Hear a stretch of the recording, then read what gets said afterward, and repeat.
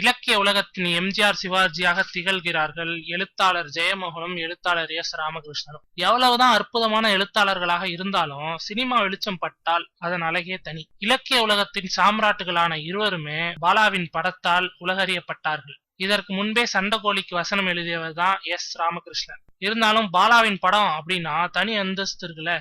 எப்படி பாலாவை விட்டு ஒவ்வொரு ஹீரோக்களும் ஓடி ஒளிகிறார்களோ அப்படியே இவர்களும் ஓடி ஒளிந்து விட்டார்களா என்ற டவுட் நமக்கு வருது. ஏன் அப்படின்னு பாத்தீங்கன்னா, பாலா தற்போது தயாரித்து இயக்கி வரும் படத்தில் பிரபல நடிகர் நடிகைகள் யாரும் இல்லப்பா. சாட்டை படத்தில் ஹீரோவாக நடித்து ஓரளவுக்கு பெயர் வாங்கி யுவன் என்ற சின்ன பையன் தான் ஹீரோ. ஏர்டெல் சூப்பர் சிங்கரில் வென்ற ஒரு இளம் பெண் தான் ஹீரோயின். இந்த படத்திற்கு தான் விஜய் தொலைக்காட்சியில் பணியாற்றி வரும் ரமண கீரிவாசன் என்பவர் வசனம் எழுதியிருக்கிறாராம். ஒருவேளை இக்கதைக்கு இவர் எழுதினா பொருத்தமாக இருக்கும் என்று பாலா கருதியிருக்கலாம். சாம்ராட்டுகளை வென்று சாதனை படைப்பாரா புதியவர்? காத்திருக்கிறோம். எஸ்.